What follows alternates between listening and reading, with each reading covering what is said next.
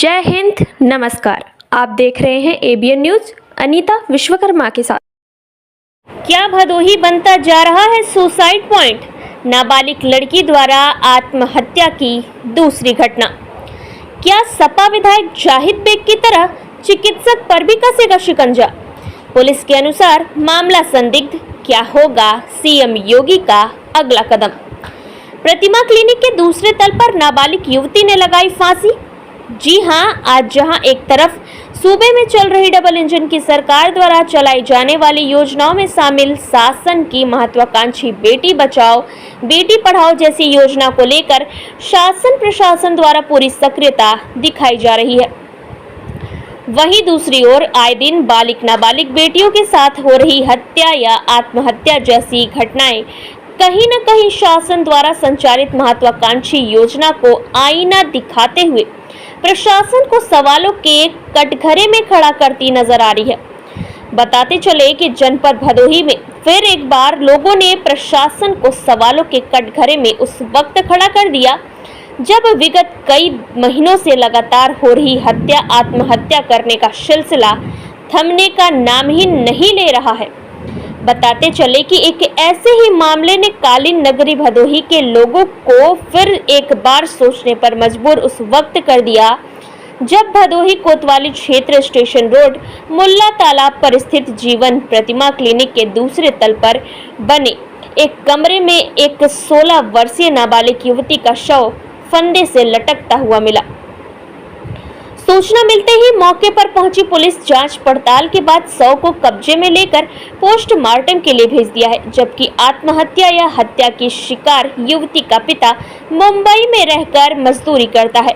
बताते चले कि कोतवाली क्षेत्र के डुडवा कुकरौठी गांव निवासी उदय शंकर सरोज मुंबई में रहकर काम करता है, जबकि उनकी पत्नी सुमित्रा देवी अपनी 3 पुत्रियों के साथ नगर के स्टेशन रोड स्थित जीवन प्रतिमा क्लिनिक के दूसरे तल पर रहने के साथ ही उसी क्लिनिक में काम भी करती हैं। सुबह के समय क्लिनिक के अंदर से रोने की आवाज आ रही थी। ऐसे में उधर से गुजर रहे लोग जब अंदर जाकर देखे तो उन्हें माजरा समझ में आया, जिसकी सूचना पुलिस को दी गई। कमरे में युवती का शव फंदे से लटक तो रहा था, पर उसका पैर जमीन पर होना ही मामले को संदिग्ध बना रहा है। बताते चले कि कुछ दिन पूर्व एक ऐसा ही मामला प्रकाश में आया था जब भदोही सपा विधायक जाहिद बेग के निजी आवास पर काम करने वाली नाबालिग लड़की द्वारा आत्महत्या करने पर सपा विधायक को उनके बेटे समेत कार्यवाही करते हुए गिरफ्तार कर जेल भेज दिया गया है। अब देखने वाली बात यह होगी कि लोगों द्वारा की जाने वाली चर्चा को देखते हुए प्रशासन द्वारा क्लिनिक संचालक के विरुद्ध किस तरह का कदम उठाया जाता है, ये तो जांच रिपोर्ट आने के बाद ही पता चल पाएगा।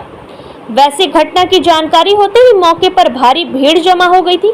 कोतवाली से चंद कदम दूर होने के कारण प्रभारी निरीक्षक अश्वनी कुमार त्रिपाठी ने अपने साथियों के साथ मौके पर पहुंच गए थे। पुलिस मौके पर पहुंचकर जांच पड़ताल करने में जुटी रही। क्षेत्राधिकारी अजय कुमार चौहान भी मौके पर पहुंच गए थे। पुलिस शव को कब्जे में लेकर पोस्टमार्टम के लिए भेज दिया। अब पोस्टमार्टम रिपोर्ट आने के बाद ही स्पष्ट हो पाएगा कि युवती ने आत्महत्या की है या फिर उसकी हत्या कर दी गई। अगर उसने खुदकुशी की है तो किन कारणों से की, यह पुलिस की जांच में स्पष्ट हो जाएगा। वैसे हादसे के बाद मृतका की मां सुमित्रा देवी और उनकी दोनों छोटी बहनें राधिका और समाधि का रो रो कर बुरा हाल रहा। पुलिस द्वारा घटना की सूचना मुंबई में रह रहे मृतका के पिता को दे दी गई है। आइए रुक करते हैं भदोही की ओर, देखते हैं राष्ट्र की बात राजेश तिवारी के साथ। आज दिनांक 28 सितंबर को सुबह लगभग 8:30 बजे थाना भदोही पर सूचना प्राप्त हुई कि थाना क्षेत्र के कस्बा भदोही स्थित जीवन प्रतिमा नर्सिंग होम में एक युवती का शव फंदे से लटका हुआ है। सूचना पर तत्काल प्रभारी निरीक्षक भदोही, क्षेत्राधिकारी भदोही एवं फील्ड यूनिट के द्वारा मौके पर पहुंचकर जांच पड़ताल प्रारंभ की गई।